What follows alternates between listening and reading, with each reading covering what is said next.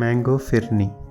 1/4 cup basmati അരി കഴുകി അരമണിക്കൂർ വെള്ളത്തിൽ കുതിർത്ത് വെക്കുക. 2 മാമ്പഴം തൊലി കളഞ്ഞ് മുറിച്ച് ഒരു മിക്സി ജാറിലിട്ട് നന്നായി അരച്ചെടുക്കുക. അരി കുതിർത്ത വെള്ളം ഊറ്റിക്കളഞ്ഞ് മിക്സി ജാറിലിട്ട് 2 ടേബിൾ സ്പൂൺ വെള്ളമൊഴിച്ച് അധികം മിനുസമാകാതെ അരച്ചെടുക്കുക. ഉരുളിയിൽ 1 ലിറ്റർ പാൽ ചൂടാക്കുക.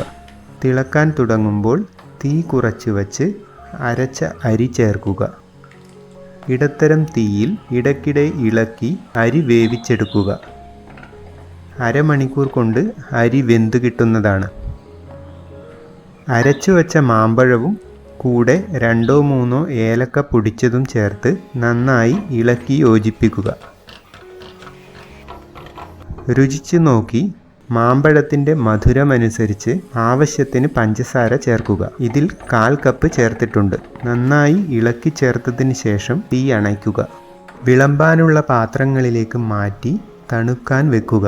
മുകളിൽ ബദാം കഷണങ്ങൾ വച്ച് അലങ്കരിക്കാം. ഫ്രിഡ്ജിൽ അരമണിക്കൂർ വച്ച് തണുപ്പിച്ചാൽ മാംഗോ ഫിർനി റെഡി.